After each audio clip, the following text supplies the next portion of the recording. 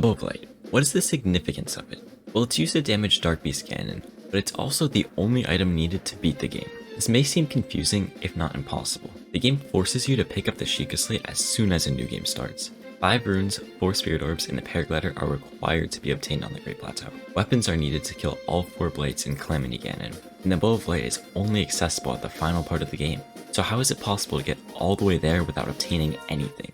Before going into the glitches and exploits used, let's first go over why I'm discussing this. This speedrun is called low percent. What is the difference between any percent and low percent? Any percent is beating a game as fast as possible, whereas low percent is completing a game as fast as possible while collecting the least amount of items and collectibles needed. For Breath of the Wild, it's one item, the Bow of Light. Since any percent is supposed to be beating the game quickly, you may think that you would want less items. For some games this is true, but for Breath of the Wild, picking up tools on Plateau and weapons and attack up food at Castle is faster, even if it requires more items.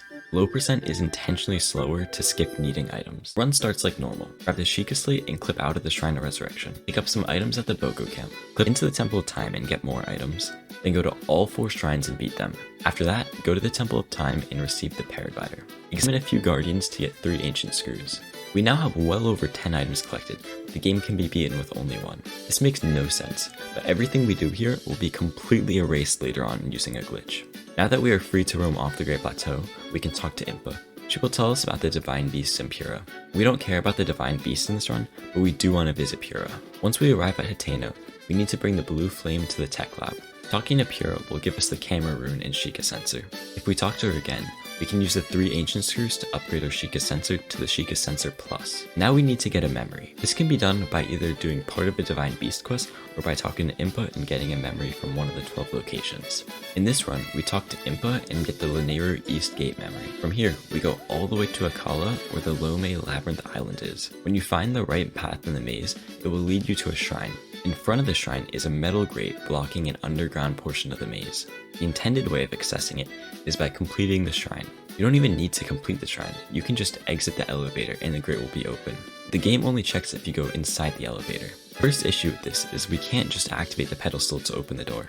We never activated the tower at the beginning of the game, so we would need to clip in. The second issue is that it's slow. Actually obtain a skew at the back of the maze, and clip through some walls to enter the basement early. Here we can open the DLC chest for the travel medallion and take a picture of the chest. Now we are able to perform that aforementioned glitch that removes all these items. On June 24th, 2017, Blue Harvey loaded a file from the title screen, and the intro cutscene to the game played. When they got control of Link, the doors of the Shrine of Resurrection were already open. They transferred the flags of the file they were previously on to a glitched new game file. This was due to them preventing autosaves from happening. This was the first instance of flag transfer. When Nintendo released the first wave of DLC for this game, they also patched some bugs and glitches. Along with these fixes, Nintendo made it so that there will always be an autosave at the beginning of the game, which unfortunately patched this method of flag transfer. 3 years later, on December 10, 2020, Sima Obaka found a way to bring the view memory prompt out of the menu. Many things were tested with this, but Kinak found that by loading a save and viewing the memory directly after, it prevented autosaves. This stored viewing the memory, hence the name of the glitch, memory storage. They killed Link to go back to the title screen and start a new game, and still no autosaves occurred. Legend of Link realized this could be used to replicate what Blue Harvey did years prior, and even transfer the inventory onto a new file. We now have a new way to transfer flags. Nintendo stopped patching this game years ago, so we don't need to worry about this being removed. How will this be useful though? This allows us to transfer the flags of a new game onto another new game later on. The issue with memory storage is that it's the hardest trick in the entirety of Breath of the Wild. You have to perform multiple frame-perfect inputs to get the view memory prompt out of the inventory. This is not an exaggeration to make the trick seem harder like YouTubers tend to do. Memory storage is actually the most difficult glitch to perform in the game, and has multiple frame-perfect steps. It's currently the only way to perform flag transfer, so it must be done. Once all the previously mentioned steps are performed, we start a new game. We are now in the second file of the run. The purpose of this file is to activate all the flags for the third and final file. Our goal is to get to Dark Beast Ganon and set off that flag in the game. Since this is a new game, we have to re-obtain things that we had in the first file. We clip out of the Shrine of Resurrection after getting the Sheikah Slate again.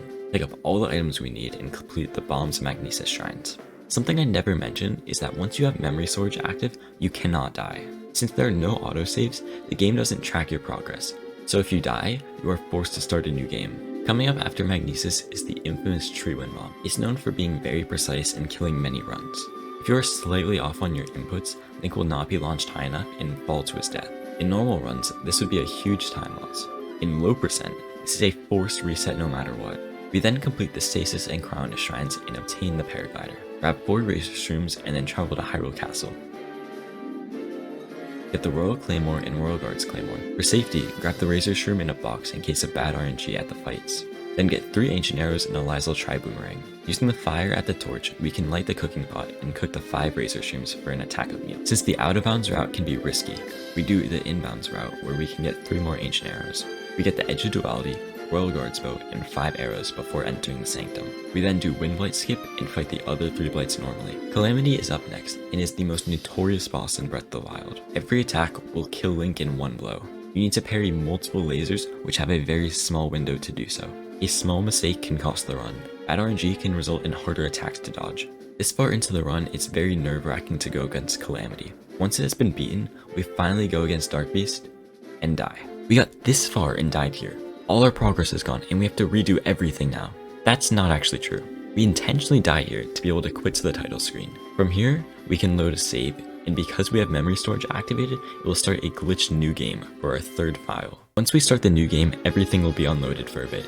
You'll quickly notice how Dark Beast's health bar is at the top of the screen, and Zelda is talking us through how to beat it. That's because we just transferred all the flags from the last file onto this one. We have the flags for the Sheikah Slate, all the rune flags, all the Great Plateau Shrine flags, the Paraglider flag, and of course, the Dark Beast flag. Since all these flags are active, we can just go straight off the Great Plateau without doing a single thing. This glitched new game removed all our items, but kept the flags. That's why we are still able to use the scope, runes, map, and Paraglider when we never pick those up in this file. Once we exit the Shrine of Resurrection, we glide to the edge of the Great Plateau. From here, we glide down onto a horse which we ride all the way to Dark Beast.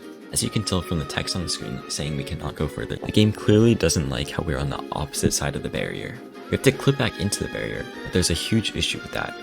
We don't have a shield. There are tons of methods of clipping through walls in Breath of the Wild, but most of them use shields. Luckily, there's a way to clip through using only the horse and the scope. By aligning the horse parallel to the wall, scoping perpendicular to the wall, and jumping, Link will clip through the barrier where he can fight Dark Beast. Since the horse is stuck on the other side, we have to run all the way to the Bow of Light. And also, because we don't have the horse, it's very easy to get hit by Dark Beast's beams, which one-shot Link. By staying far away from Dark Beast, Link can barely dodge the beams. First 3 phases can be done pretty easily, but the final blow requires an updraft or a place to get bullet time off of, which may not be near where Link is. Once you get that final hit, the run is done. Breath of the Wild has now been beaten with only the Bow of Light. This has been the madness of Breath of the Wild low percent. With only one item, we were able to defeat Dark Beast Ganon and reach the credits. Also, I speedrun low percent live on my Twitch channel, so check that out if you'd like. Thank you for watching. See ya.